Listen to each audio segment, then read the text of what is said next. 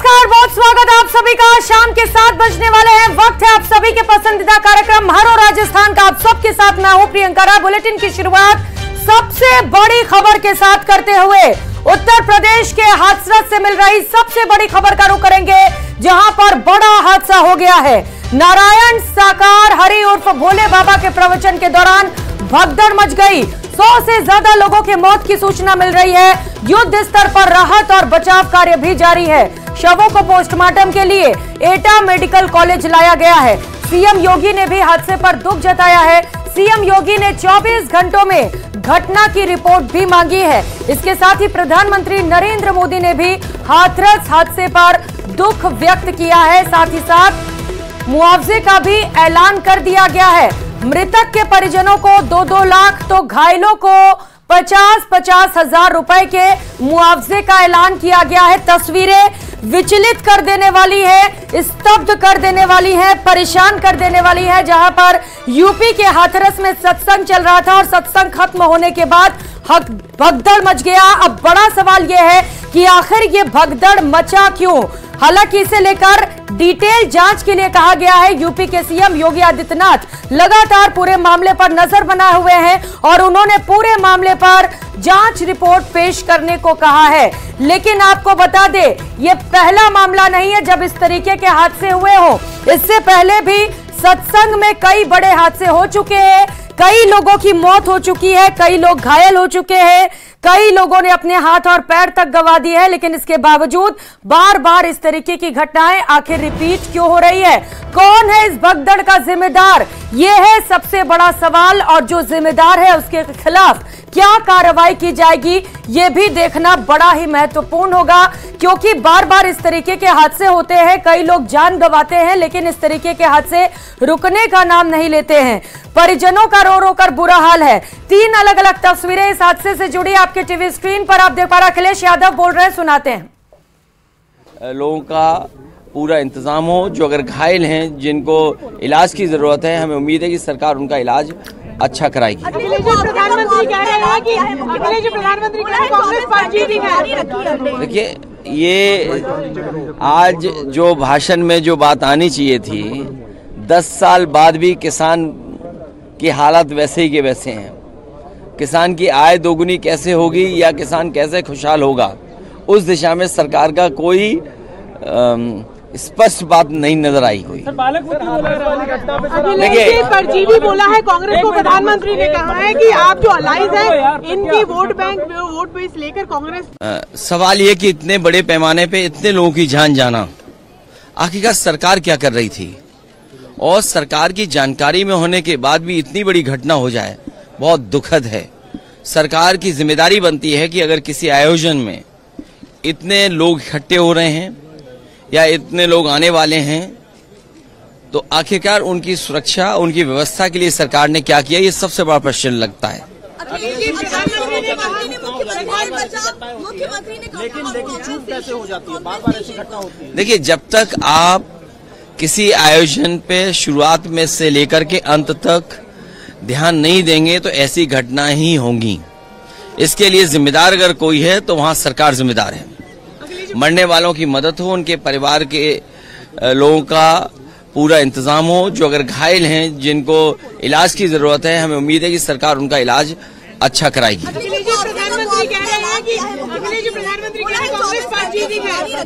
देखिए, ये आज जो भाषण में जो बात आनी चाहिए थी, 10 साल बाद भी किसान की हालत वैसे ही के वैसे हैं। किसान की आय दोगुनी कैसे होगी या किसान कैसे खुशहाल होगा, उस दिशा में सरकार का कोई स्पष्ट बात नहीं नजर आई। कोई देखिए, परजीवी बोला है कांग्रेस को। प्रधानमंत्री ने कहा है कि आप जो अलाइज हैं, इनकी वोट बेस लेकर कांग्रेस जीवित है। देखिए, जो बालक बुद्धि बोले वो खुद बालक हैं। राजनीति में बालक इसलिए हैं। तो सपा अध्यक्ष अखिलेश यादव को आप सुन रहे थे, जो इस घटना को लेकर दुर्भाग्यपूर्ण भी बता रहे हैं और जमकर सरकार पर भी हमला कर रहा है। वो कह रहे हैं कि साफ तौर पर सरकार की यहां पर नाकामी रही। लोगों की सुरक्षा का खास ख्याल आखिर क्यों नहीं रखा गया? जैसा कि खबर मिल रही है कि हजारों लोग इस सभा में पहुंचे हुए थे इस सत्संग को सुनने के लिए। 50,000 के करीब आंकड़ा बताया जा रहा है जो लोग यहां पर सत्संग में शामिल हुए थे और इसके बाद यहां पर भगदड़ मच गई। बड़ा सवाल यही है कि आखिर भगदड़ क्यों मची, क्या हुआ था वहां पर। लेकिन यह बेहद दुखद हादसा है। हालांकि इस पूरे मामले को लेकर जांच की जाएगी, ये आश्वासन जरूर प्रशासन की ओर से दिया जा रहा है। सुनिए क्या कुछ कह रहे हैं जिम्मेदार। आप भी सत्संग में थी, क्या अच्छा चल रहा था?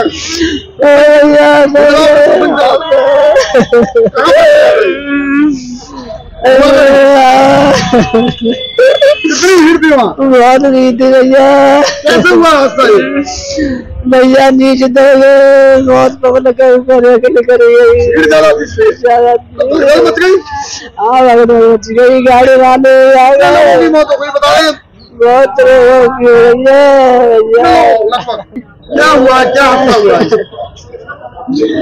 हमारे संग भीड़ आई है सुबह में, सत्संग चल रहा था, फिर क्या हुआ? भोले बाबा की सत्संग में भीड़ हम दब गए। कितनी भीड़ थी लगभग? बहुत भीड़ है भैया। कितने लोगों की मौत हुई इसमें? जाने मन्ना गिनने भैया, कितने करने की भैया बता रहे हैं लोग, बता।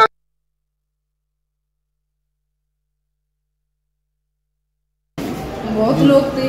क्या पूरा हुआ कैसे घटना है? हम सत्संग में गए थे, साल थी, वहाँ पर बहुत सारी भीड़ हो रही थी। अचानक सत्संग खत्म किया, वहाँ पे बहुत सारी भीड़ हो रही थी।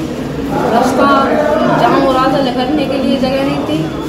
तो एक दूसरे हम खेत की तरफ से निकल रहे थे, वहाँ बहुत सारी बाइक खड़ी थी और मैं मम्मी दिखा रही थी। तो अचानक ही धक्का मुक्की हो गई, जगह नहीं थी पाँव धरने की। तो अचानक ही बहुत। तो ये सिर्फ चीख पुकार नहीं थी, ये दर्द था उन लोगों का जिन्होंने इस भगदड़ में अपनों को खो दिया। अब सवाल यही है कि क्या इस तरीके के हादसे दोबारा भी देखे जाएंगे, क्योंकि इससे पहले भी हादसे हुए, या फिर प्रशासन इसे लेकर अलर्ट हो जाएगा और सख्त कार्रवाई की जाएगी। और चलिए अब खबरों में आगे बढ़ते हुए बात राजस्थान विधानसभा की कर लेते हैं, जो कि कल से विधानसभा का दूसरा सत्र शुरू होने जा रहा है, जिसमें आगामी 8 महीनों का बजट पारित करवाया जाएगा। सत्र के हंगामेदार होने की पूरी संभावना है, क्योंकि लोकसभा चुनाव के नतीजों के बाद विपक्ष उत्साहित है और सरकार को घेरने की रणनीति पर भी काम कर रहा है। इस बार हम सब लोग पूरी तैयारी के साथ इनको घेरेंगे, इनको जवाब देना पड़ेगा। 100 दिन की कार्य योजना क्या थी मुख्यमंत्री जी की, वो भी इनको बतानी पड़ेगी। राजस्थान की विधानसभा में हम सब लोग इनकी बोलती बंद करेंगे, क्योंकि इन्होंने कुछ किया नहीं। विपक्ष के ये तेवर बता रहे हैं कि बुधवार से शुरू होने जा रहे विधानसभा का दूसरा सत्र हंगामेदार रहने वाला है। विपक्ष के बयानों से साफ लग रहा है कि राजस्थान की जनता से जुड़े मुद्दों के अलावा रोजगार, पेपर लीक और नए जिलों के गठन के मुद्दे को जोर शोर से उठाया जाएगा। लोकसभा चुनाव में मिले अपार जन समर्थन के बाद कांग्रेस के तेवर बदले से नजर आ रहे हैं। इस बार विधानसभा सत्र में कांग्रेस जहां सत्ता पक्ष की कमजोरियों को मुद्दा बनाएगी, वहीं विधानसभा चुनाव से पहले सत्ता पक्ष द्वारा किए गए वादों को पूरा नहीं करने और 7 महीने के कामकाज को लेकर भी विपक्ष सत्ता पक्ष के खिलाफ हंगामा बरपा सकता है। विधानसभा सत्र से पहले सत्ता पक्ष और विपक्ष ने अपनी अपनी रणनीति बनाना शुरू कर दिया। सत्ता पक्ष पूर्णकालिक बजट पेश करने की तैयारी में है, वहीं नेता प्रतिपक्ष जोर शोर से अपनी बात विधानसभा में उठाने को तैयार है। विपक्ष का साफ कहना है कि सरकार से उसके कामों का हिसाब लिया जाएगा। लास्ट बजट में इन लोगों ने क्या घोषणा की थी, उस पे क्या काम किया, वो भी लोगों को बताना पड़ेगा। और यही नहीं, जो बेरोजगार युवा हैं, पेपर लीक की समस्या से जो परेशान है, पेपर लीक पे बहुत बड़े बड़े भाषण देते थे, उस पे कोई चर्चा करने को ये लोग तैयार नहीं है, एक शब्द ये नहीं बोल रहे। मुख्यमंत्री जी हवाई यात्राओं में मस्त है, मंत्रिमंडल को ऐसा लगता है जैसे कोई जानकारी नहीं है। ये यूं ही निकल जाएंगे, इनके समय निकल जाएंगे। और ERCP वो गजेंद्र सिंह जी बड़ी बड़ी बातें कर रहे थे, मैं ला के रहूंगा MOU, वो MOU अब विधानसभा में देखेंगे हम। कि अब MOU वाली सरकार हो, औचक निरीक्षण वाली सरकार हो, है ना, जांचे वो फैसलों को दोबारा देख रहे हैं, सबको ये कर रहे हैं, एकल पट्टे में दोबारा कमेटी बना रहे हैं, जिलों का पुनर्सीमांकन वो क्या कर रहे हैं, पुनर्समीक्षा कर रहे हैं। ये समीक्षा के लिए बैठाया था क्या? यहाँ समीक्षा तो होली। विपक्ष के साथ सत्ता पक्ष ने भी विधायक दल की बैठक में एकजुट होकर विपक्ष को जवाब देने की रणनीति बना ली है। मगर सरकार के पास भी गिराने के लिए बहुत कुछ है। बहुत कम समय में सरकार ने जो काम किया है उसके दम पर बीजेपी सरकार विपक्ष पर हमलावर रुख अख्तियार करेगी ताकि उसे बैकफुट पर जाने का कोई मौका ही ना मिले। सदन में फ्लोर मैनेजमेंट और विपक्ष के हमलों को रोकने और उनके जवाब देने के लिए मंत्रियों समेत वरिष्ठ विधायकों को कमान सौंपी गई। सत्ता पक्ष के विधायकों को सदन में रहने के लिए कहा गया। संसदीय कार्य मंत्री जोगाराम पटेल ने कहा कि सरकार सदन में सार्थक बहस के लिए पूरी तरह से तैयार है। मैं ये अपेक्षा करता हूँ, प्रार्थना भी करता हूँ और मुझे विश्वास ही है मेरे प्रतिपक्ष के सभी साथियों पर कि वो सिर्फ व्यवधान करने के लिए नहीं, जनता में हित के मुद्दे उठाएंगे, तथ्यों के साथ मुद्दे उठाएंगे, सरकार का ध्यान दिलाएंगे और सरकार उनके द्वारा उठाए गए सभी तथ्यों का दृढ़ता से जवाब देगी, सकारात्मक जवाब देगी, तथ्यों के आधार पर जवाब देगी। सत्ता पक्ष ERCP के प्रोजेक्ट की मंजूरी, यमुना जल समझौता, पेपर लीक में शिकंजा कसने के लिए बनाई गई टास्क फोर्स, पुलिस भर्ती में महिलाओं के आरक्षण को बढ़ाकर 33% किए जाने समेत कई मुद्दों पर विपक्ष को घेरेगा। सदन की शुरुआत प्रश्नकाल के साथ में होगी। 12 बजे शून्यकाल होगा जिसमें स्थगन प्रस्ताव, ध्यानाकर्षण प्रस्ताव, लोक महत्व के मामले पर्ची के माध्यम से मुद्दे उठाए जाएंगे।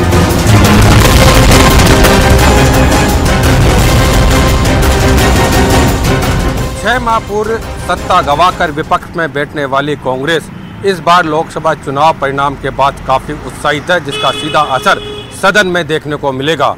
तो उधर सत्ता पक्ष की ओर से पूरे विकास का रोड मैप राजस्थान का बजट के जरिए सदन में रखा जाएगा। सत्ता पक्ष और विपक्ष के बीच तीखी नोकझोंक भी होगी, जिसको रोकने की जिम्मेदारी विधानसभा अध्यक्ष वासुदेव देवनानी के पास में होगी। लेकिन इन सब के बीच उम्मीद ये की जानी चाहिए कि प्रदेश के समस्याओं के समाधान के लिए सदन में चर्चा हो। मेरे दोनों वरिष्ठ सहयोगी बाबूलाल दायल और राकेश शर्मा के साथ में camera person Sher Singh, Sudhir Sharma, news 18 Jaipur. वहीं सदन को सुचारू रूप से चलाने के लिए विधानसभा स्पीकर वासुदेव देवनानी ने आज सर्वदलीय बैठक की। इस मीटिंग में सदन को सुचारू रूप से चलाने के लिए चर्चा की गई। इस बैठक में मुख्यमंत्री भजनलाल शर्मा, नेता प्रतिपक्ष टीकाराम जूली समेत दिग्गज नेता और मंत्री मौजूद रहे। सर्वदलीय बैठक के बाद कार्य सलाहकार समिति की भी बैठक हुई। इस बैठक में सदन में होने वाले कामकाज को लेकर रूपरेखा तय की गई। वर्तमान विधानसभा अध्यक्ष देवनानी जी की पहल पर एक नवाचार हो रहा है जो राजस्थान में पहले कभी नहीं हुआ था। सर्वदलीय बैठक का आयोजन लोकसभा में केंद्रीय सरकार तो करती थी, राजस्थान में ऐसा कभी होता नहीं था, लेकिन नई परंपरा चालू की है और उसी परंपरा के सिलसिले में आज सर्वदलीय बैठक का आयोजन हुआ। माननीय मुख्यमंत्री स्वयं आए उसमें और पूरे समय बैठे। काफ़ी मुद्दों पर चर्चा हुई, आगे सदन कैसे चलाना है, क्या क्या मुद्दे लेने चाहिए, क्या नवाचार और किए जा सकते हैं, उस सारे बारे में चर्चा हुई। खुले मन से सबने चर्चा में भाग लिया। देखिए, सर्वदलीय बैठक के अंदर कुछ जो इश्यूज हैं वो सामूहिक रूप से एक विधानसभा के अंदर लंच ब्रेक होना चाहिए, इसको लेकर भी चर्चा की गई। क्योंकि बीच में जैसे ही 0 आवर खत्म होता है तो सारे सदस्य एक बार उठ के बाहर जाते हैं। कोई वॉशरूम जा रहा है, कोई चाय को जा रहा है, कोई खाने को जा रहा है। क्योंकि लोकसभा में भी लंच ब्रेक रहता है, इस तर्ज पे लंच ब्रेक करने की बात है। पर्ची सिस्टम जो नया शुरू किया है उस पर हमने कहा है कि पर्ची तभी सार्थक है जब पर्ची के ऊपर चर्चा कराई जाए, संबंधित मंत्री उसका जवाब दे। ये बात वहाँ पे तय हुई है। और साथ ही साथ मैंने अपनी तरफ से ये बात भी रखी है कि जब नेता प्रतिपक्ष पे झूठा मुकदमा दर्ज हो रहा है, कांग्रेस पार्टी के प्रदेश अध्यक्ष पे झूठा मुकदमा दर्ज हो रहा है कोटा के अंदर और सबके सामने ये सारी चीजें हो रही हैं, तो आप विपक्ष से क्या उम्मीद करते हैं कि भाई हम लोग उनको सदन चलाने में तो सहयोग करें और उनकी तानाशाही हम भुगते। और अब बात विपक्ष पर बड़े प्रहार की करेंगे। संसद में नेता प्रतिपक्ष के तौर पर राहुल गांधी के हिंदुओं पर दिए गए बयान के बाद सियासी गलियारे में शोर मचा है। सत्ता पक्ष हमलावर है और इसी कड़ी में मुख्यमंत्री भजनलाल शर्मा ने भी नेता प्रतिपक्ष और कांग्रेस पर जमकर जुबानी हमला बोला। सीएम ने कहा कि जिस तरह राहुल गांधी ने हिंदुओं के खिलाफ बयान दिया है, उससे साफ है कि कांग्रेस का चरित्र ही हिंदू विरोधी बन चुका है। देखिए रिपोर्ट। लोग अपने आप को हिंदू कहते हैं, वो 24 घंटा हिंसा हिंसा हिंसा, नफरत नफरत नफरत, असत्य सत्य असत्य। आप हिंदू हो ही नहीं। राहुल गांधी के बयान पर सीएम का पलटवार। वे न केवल झूठ बोल रहे बल्कि 1 से 25 करोड़ हिंदुओं को अपमानित करने का काम कर रहे हैं। राहुल ने खोली झूठ की दुकान। राहुल गांधी ने सदन में केवल झूठ बोला। भविष्य बताएगा हिंदू क्या है। लोकसभा में राष्ट्रपति जी के अभिभाषण पर चर्चा थी, जिस पर राहुल गांधी एक शब्द भी नहीं बोले। शिव जी कहते हैं डरो मत डराओ मत। राहुल गांधी ने सोमवार को संसद में बीजेपी को घेरने के लिए जो बयान दिया, उसमें वो खुद ही फंसते हुए नजर आ रहे हैं। सत्ता पक्ष के नेता उन पर हमलावर हैं, उनके बयान का विरोध किया जा रहा। इस कड़ी में सीएम भजनलाल शर्मा ने राहुल गांधी के बयान पर तीखा हमला करते हुए उन्हें हिंदू विरोधी करार दिया। उनके भाषण को झूठ की दुकान बताया। राहुल गांधी विपक्ष के नेता तो बन गए, लेकिन उन्हें सदन की परंपरा नियमों की जानकारी नहीं है। इसीलिए लोकसभा अध्यक्ष पर भी उन्होंने गैर जिम्मेदाराना टिप्पणी करना भी बहुत दुखद है। किसानों के बारे में झूठ बोला, अयोध्या पर भी झूठ बोला। ऐसा लगता है कि राहुल गांधी ने झूठ की दुकान खोल रखी है और झूठ की दुकान के माध्यम से वो जनता को बरगलाना चाहते हैं। जयपुर में आयोजित प्रेस कॉन्फ्रेंस में सीएम भजनलाल शर्मा ने कहा है कि राहुल गांधी कभी हिंदू की परिभाषा को समझ ही नहीं सकते।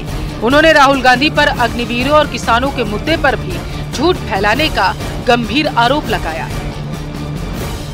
ये कांग्रेस की आदत रही है कि तुष्टीकरण की नीति अपनाकर वोटों का ध्रुवीकरण का काम करते हैं और एक दूसरे में बेमनस्ता फैलाने का काम इन्होंने किया है। कांग्रेस नेता सदैव हिंदू समाज के खिलाफ बोलते रहे हैं।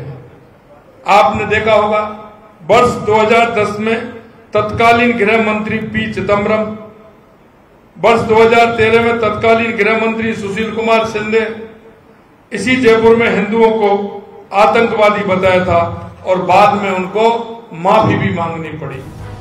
सीएम भजनलाल का हमला यही नहीं थमा। उन्होंने राहुल गांधी को हिंदू कौन है ये समझने और पढ़ने की सलाह भी दी।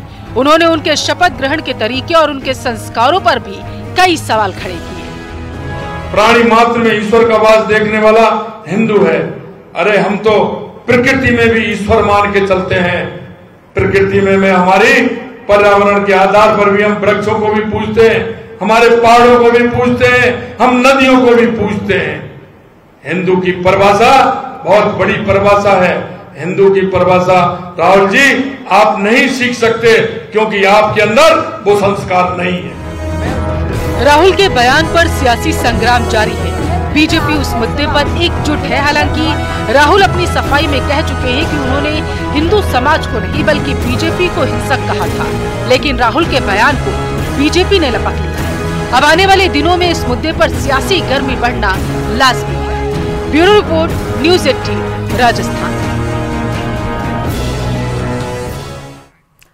और अब बात भजनलाल के गारंटी की करेंगे। 3 जुलाई को विधानसभा सत्र के शुरू होने से पहले कैबिनेट की बैठक हुई। इस बैठक में कई बड़े फैसले लिए गए।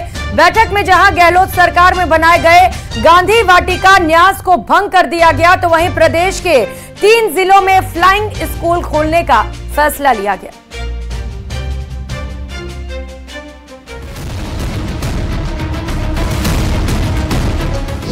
विधानसभा सत्र से पहले कैबिनेट बैठक में लिए गए कई बड़े फैसले। 3 जिलों को मिलेगी फ्लाइंग स्कूल की सौगात। गांधी वाटिका न्यास को किया गया भंग।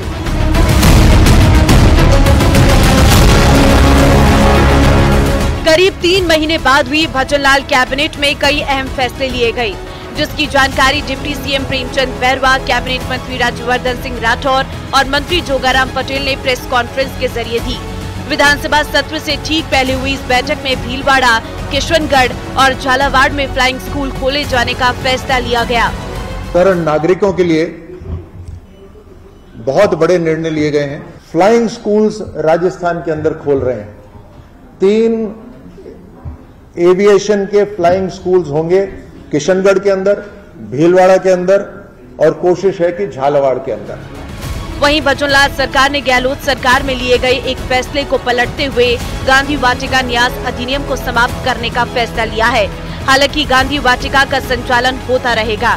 मंत्री जोगाराम पटेल के मुताबिक न्यास में उपाध्यक्ष को असीमित पावर मिली थी और इसे हटाने का प्रावधान नहीं था। गांधी वाटिका न्यास जयपुर अधिनियम 2023 बनाया गया था। हो सकता है उसके पीछे कुछ उद्देश्य रहे हों। उसमें सबसे डिफेक्टिव प्रोविजन बन गए थे और डिफेक्टिव प्रोविजन ये बन गए थे कि एक तो उपाध्यक्ष को इतने असीमित पावर दे दिए गए थे और उसके हटाने का कोई प्रोविजन नहीं थी। तो ये पाया गया कि अध्यक्ष के रहते हुए उपाध्यक्ष को इतने असीमित पावर देना या न्यास की जो संपत्ति है उस संपत्ति को मोर्टगेज करना, सेल करना या और किसी तरह से ट्रांसफर करना, ये ठीक नहीं है। इसलिए अनेक पहलुओं पर विचार करने के उपरांत ये पाया कि हमारा जो संग्रहालय है या जो गांधी वाटिका इसे चलती है। भजनलाल कैबिनेट में जो बड़े फैसले लिए गए हैं उनमें बिजली उत्पादन में राजस्थान को आत्मनिर्भर बनाना है, जिसके लिए 2.25 लाख करोड़ रुपए इन्वेस्टमेंट के एमओयू हो चुके हैं। 2 लाख करोड़ रुपए के इन्वेस्टमेंट और आने हैं। सौर ऊर्जा को लेकर एमओयू होंगे। कोटा ग्रीनफील्ड एयरपोर्ट का एमओयू अगस्त में होगा। राजस्थान के 3 जिलों में एविएशन के स्कूल खोलेंगे। किशनगढ़, भीलवाड़ा, झालावाड़ में फ्लाइंग स्कूल खोलेंगे। बहरहाल सरकार ने भी तैयारी कर ली है। कैबिनेट बैठक में सरकार ने साफ कर दिया है कि वो प्रदेश के हित में फैसला लेगी, लेकिन अब देखना होगा कि बुधवार को शुरू हो रहे विधानसभा सत्र में विपक्ष का रवैया कैसा रहता है। Bureau report, news 18 Rajasthan. और जयपुर से इस बीच बड़ी खबर मिल रही है। बीजेपी विधायक दल की बैठक से जुड़ी है बड़ी खबर और अपडेट आपको बता दें। बैठक की शुरुआत हो चुकी है। सीएमआर में मुख्यमंत्री भजनलाल शर्मा बैठक ले रहे हैं। बजट सत्र को लेकर रणनीति तैयार की जा रही है। विपक्ष के खिलाफ आक्रामक रुख अपनाने पर भी जोर दिखाई दे सकता है। तो बड़ी खबर इस वक्त की आपको बता रहे हैं। विधायक दल की बैठक से जुड़ी सूचना यह है कि सीएमआर में बैठक की शुरुआत हो चुकी है। मुख्यमंत्री भजनलाल शर्मा इस बैठक की अध्यक्षता कर रहे हैं। किस तरीके से प्रदेश के हित में फैसले लिए जाए, बजट से पहले यह बैठक बेहद महत्वपूर्ण है। प्रदेश के विकास के लिए फैसले लिए जाएंगे बजट में। अब देखना बड़ा ही महत्वपूर्ण होगा कि बजट सत्र में जब बजट पारित होता है तो कौन कौन से फैसले लिए जाते हैं। और अब एक नजर डालेंगे 5 मिनट में 50 जिलों की सभी बड़ी खबरों पर।